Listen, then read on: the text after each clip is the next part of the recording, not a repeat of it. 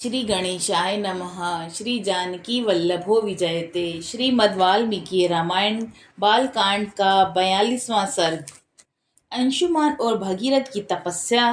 ब्रह्मा जी को भगीरथ को अभिष्ट वर देकर गंगा जी को धारण करने के लिए भगवान शंकर को राजी करने के निमित्त प्रयत्न करने की सलाह देना। श्री राम सगर की मृत्यु हो जाने पर प्रजाजनों ने परम धर्मात्मा अंशुमान को राजा बनाने की रुचि प्रकट की। रघुनंदन अंशुमान बड़े प्रतापी राजा हुए। उनके पुत्र का नाम दिलीप था और वह भी एक महान पुरुष था। रघुकुल को आनंदित करने वाले वीर अंशुमान दिलीप को राज्य देकर हिमालय के रमणीय शिखर पर चले गए और वहां अत्यंत कठोर तपस्या करने लगे। महान यशस्वी राजा अंशुमान ने उस तपोवन में जाकर 32,000 वर्षों तक तप किया। तपस्या के धन से संपन्न हुए उस नरेश ने वहां शरीर त्याग कर स्वर्ग लोक को प्राप्त किया। अपने पितामहों के वध का वृत्तांत सुनकर महातेजस्वी दिलीप भी बहुत दुखी रहते थे। अपनी बुद्धि से बहुत सोचने विचारने के बाद भी वे किसी निश्चय पर नहीं पहुंच सके। वे सदा इसी चिंता में डूबे रहते थे कि किस प्रकार पृथ्वी पर गंगा जी का उतरना संभव होगा, कैसे गंगा जल द्वारा उन्हें जलांजलि दी जाएगी और किस प्रकार मैं अपने उन पितरों का उद्धार कर सकूंगा। प्रतिदिन उन इन्हीं सब चिंताओं में पड़े हुए राजा दिलीप को, जो अपने धर्माचरण से बहुत विख्यात थे, भगीरथ नामक एक परम धर्मात्मा पुत्र प्राप्त हुआ। महातेजस्वी दिलीप ने बहुत से यज्ञों का अनुष्ठान तथा 30,000 वर्षों तक राज्य किया। पुरुष सिंह उन पितरों के उद्धार के विषय में किसी निश्चय को न पहुंचकर राजा दिलीप रोग से पीड़ित हो मृत्यु को प्राप्त हो गए। पुत्र भगीरथ को राज्य पर अभिषिक्त करके नरश्रेष्ठ राजा दिलीप अपने किए हुए पुण्य कर्म के प्रभाव से इंद्रलोक में चले गए।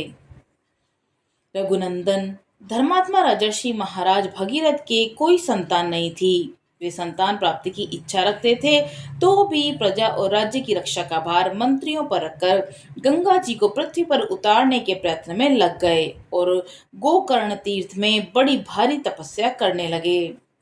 महाभाव वे अपनी दोनों भुजाएं ऊपर उठाकर पंचाग्नि का सेवन करते और इंद्रियों को काबू में रखकर एक एक महीने पर आहार ग्रहण करते और इस प्रकार घोर तपस्या में लगे हुए महात्मा राजा भगीरथ के 1,000 वर्ष व्यतीत हो गए।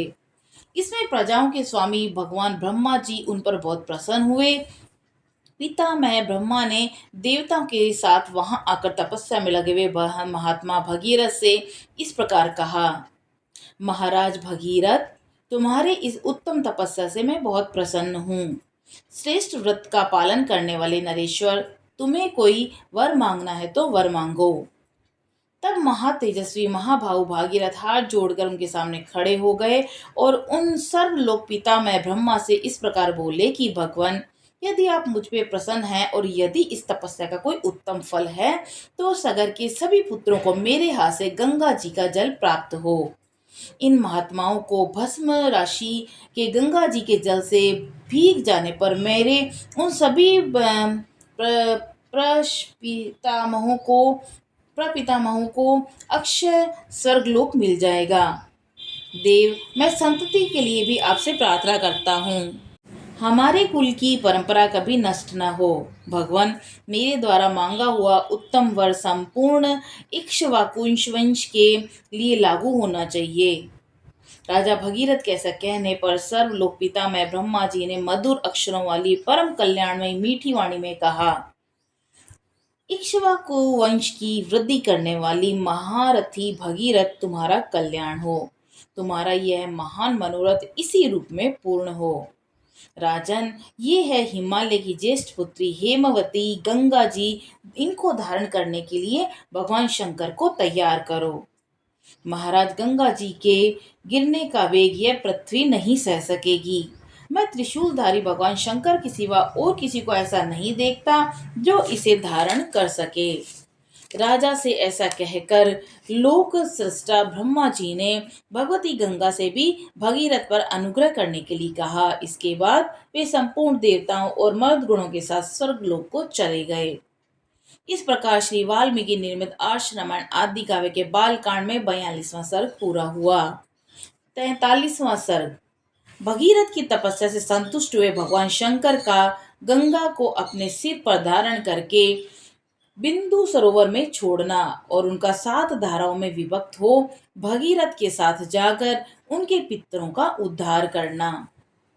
श्री राम देवादिदेव ब्रह्मा जी के चले जाने पर राजा भगीरथ पृथ्वी पर केवल अंगूठे के अग्रभाग को टिकाए हुए खड़े हो 1 वर्ष तक भगवान शंकर की उपासना में लगे रहे।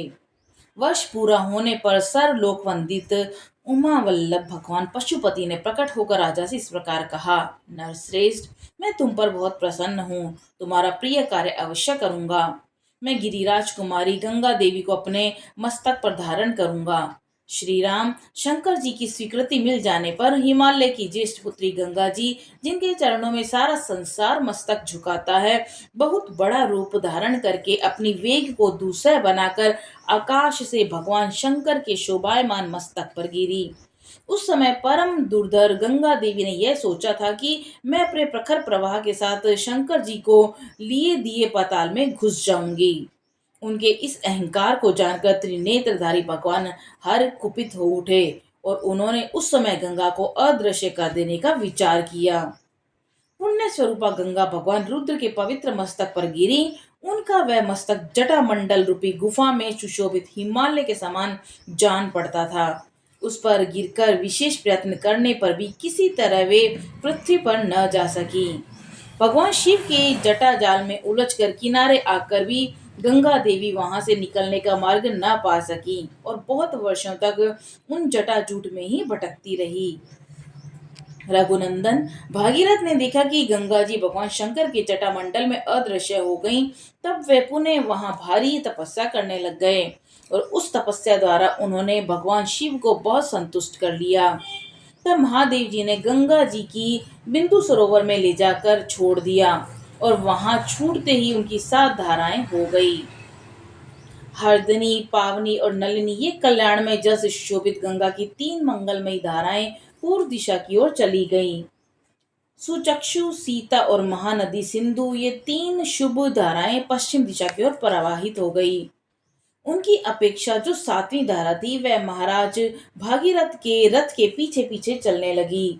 महातेजस्वी राजर्षि भागीरथ भी दिव्य रथ पर आरूढ़ हो आगे आगे चले और गंगा उन्हीं के पथ का अनुसरण करने लगी। इस प्रकार वे आकाश से भगवान शंकर के मस्तक पर और वहां से इस पृथ्वी पर आई थीं। गंगा जी की वह जल राशि महाकलकल नाद के साथ तीव्र गति से प्रवाहित हुई। मत्स्य, कच्छप, शीशुमार झुंड के झुंड उसमें गिरने लगे। उन गिरे हुए जल जंतुओं से वसुंधरा की बड़ी शोभा हो रही थी।